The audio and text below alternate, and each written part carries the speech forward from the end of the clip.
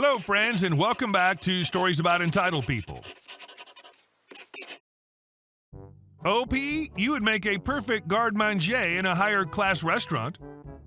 Maybe that's not what you intend to do, and I would fully understand that, but that'd be a reachable possibility if you ever want to get into business. You'd be bloody good at it. But before we begin, best way to support our channel is to leave comments, like, and subscribe with the turned-on bell so you don't miss the new video every single day. Here we go. Take credit for my hard-earned work, everyone will know you're a liar. It was my first week working at a deli, and I saw a lot of food waste because of multiple opened at the same time. I hate waste, especially food waste. Between customers, I pulled out the contents section by section, cleaned the case, and neatly placed the items back in, throwing out any with expired dates and wrapping their bags so they took the least amount of space possible. I also made sure their labels were facing up, with the oldest on top.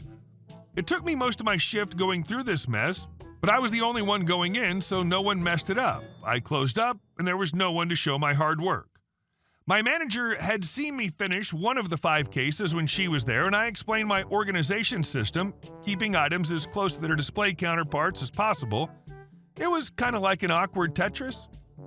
The next day, I was surprised and pleased that when I got in at noon, everything was still tidy. The morning person had been following my organization example. The guy I was taking over for came and said, "I know you're new, but try to keep it neat. Karen spent all morning organizing it after the mess you made last night." I looked back at the case and said, "No, she spent all morning keeping what I'd done straight and taking credit for it. I organized this. It took me 6 hours with all the customers last night to clean and organize. Karen only maintained." Like a new girl could do something like this. It was not complicated. A 5-year-old could have done it, so no idea why a new girl could not have done it. The manager I worked with the day before had just come in, and I waved her over. "Hey, manager, you remember all that organization I was doing as you left?" Manager: "Yeah. Look, all the cases are done and were even maintained, though the morning person has been telling everyone I left it a mess and taking credit for organizing it herself." Karen was no longer believed by anyone and moved out of the department for bullying the new girl after she confronted me for calling her a liar. After 3 months left to do whatever I wanted in the sliced meats, including setting prices without prior manager approval so that I could get rid of short-dated or multiple open items, anything that needed to be marked down that I pulled was not even questioned. One of the vendors even noticed because I was making marks across a sheet that they had made for us and questioned me about them. I told him what it was. I also marinated such high standards customers would ask me for their deli needs. Waste was at an all-time low because I marked down and pushed what needed to be. And our second story. I don't work here. When I was younger, I always wore collared t-shirts, often used as uniforms at most electronics store. I had just started a simple job elsewhere and was going to use my savings and first payment to buy my first self-built gaming computer. So I was in a computer electronics store trying to learn and make a few plans, doing this as efficiently as possible. I like to get hands-on, and it helps me think/plan better. As I was crouching over components like Gollum, trying to select my own components for the very first time, this lady came up to me and tried to get my attention. Me hunching over, knee-deep in my own thoughts, she asked me if I work here. As I was as focused as I was, it slightly startled me, and I jumped up and only managed to come up with a short, as I was going to ask her what she said, not being able to actually make out the question she just asked. She continued to ask me if I could help her, and I don't blame her considering my appearance, me just having entered the job market. I had received some service experience and figured I might as well. The question probably couldn't be that hard, right? The following interaction ensued. Me equals me, L equals lady, W equals worker, eventually. Me: yeah, sure, what do you need? L: I'm trying to find a laptop for my son, but I'm completely lost. Seems fair enough, and a reasonable question to ask anyone with my appearance, regardless of me working there or not. Me: oh, okay, were you thinking school laptop or general use? L: well, it's more of a gaming laptop, really. Me: oh, okay, do you have a budget? Or any other information that might be useful in making a decision? L: yeah, I have a budget of, insert mid-tier budget here, and I know he plays Team Fortress 2 and Roblox. Having just spent a few weeks learning and recently acquiring the knowledge of what parts are important for what, I could confidently answer. Me: Oh, great. That doesn't necessarily require the most expensive computer on the market. Have you looked at any options? L, getting slightly frustrated tone. No, that's what I came here to ask about. Me. Well, have you looked at any of the laptops displayed at the section over there, pointing to the 2 rows of demo laptops closer to the registers? L, getting more frustrated.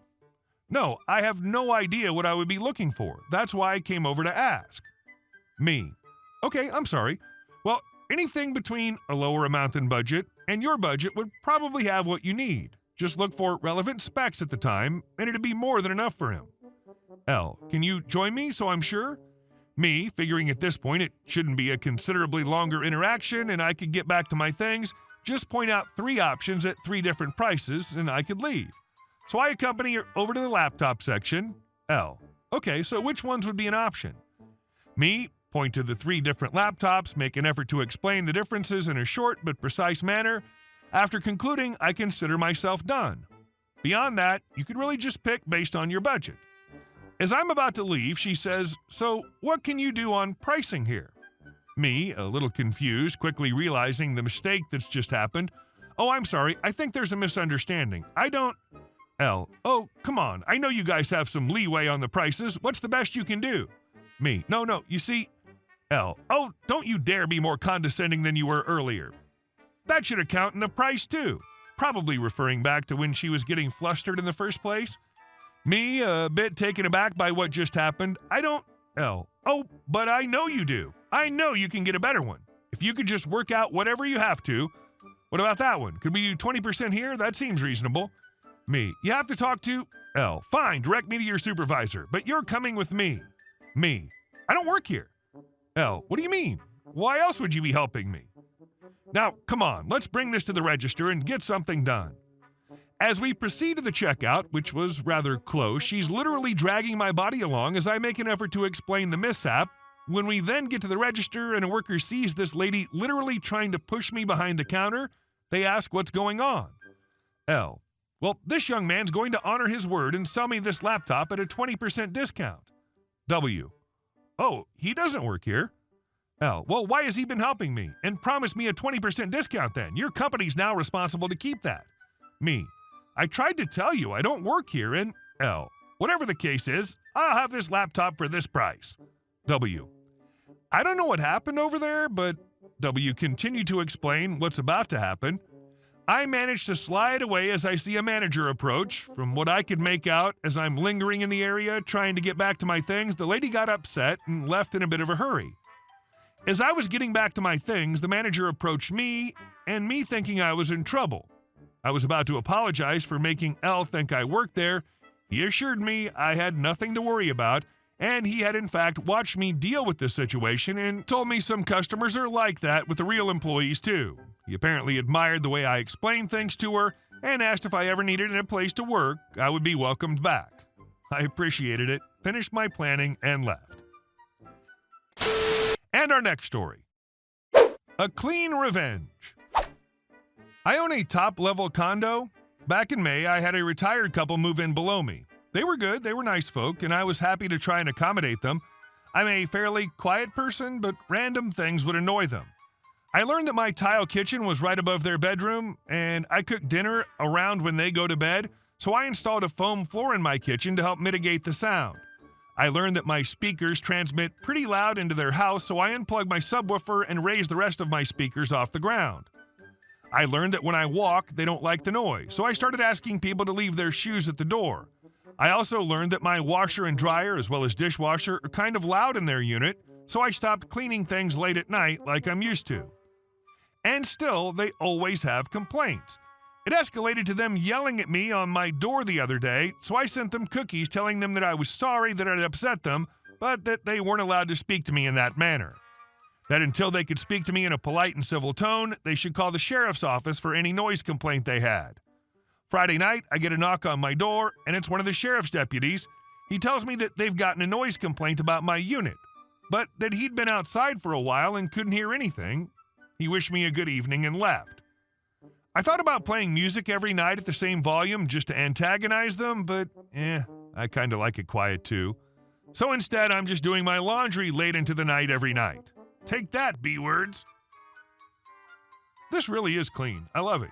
You do nothing nasty, were accommodating, and even gave them cookies. So when you got your revenge, you were so in the right, and it's a very satisfying revenge. Also, you sound like the nicest person ever. And our last story. Neighbor Karen apparently owns public streets. Where I live, if you don't have a driveway, you're free to park on the street in front of your or others' homes. However, the Karen who lives on our street, 70s maybe, married, thinks she owns the entire front street parking in front of her home, even when their cars are not there and they're clearly not home. Last night, I had a friend over from 6 p.m. to 9:30 p.m. She happened to park in front of the neighbor's house since both me and my boyfriend were parked in front of our home since we'd been home all day. I didn't think to check where she parked since it's 1, a public road, 2, not a big deal. Anyway, today my boyfriend comes in the house asking what color car my friend has since the neighbors are complaining about someone parking in front of their house. They're apparently asking anyone who walks by who owns the car. Now, I've lived here 2-ish years now, and I knew about their stupid preference, which is what it is. But I don't put it as a top priority because I'm not friends with neighbors. I say the polite hello and how are you if I have to, but I usually stay away because I'm busy with my own life, and all our neighbors are significantly older than us. I just think it's hilarious how they think they own the street and have rights to park there and no one else. If she asks me who parked there, I'll be honest and say that I invited a friend over and that's that, and walk away. Not trying to cause an argument, but also not going to enable an elderly Karen and her husband by agreeing to not have anyone park in front of their house. Build a driveway if you're that salty.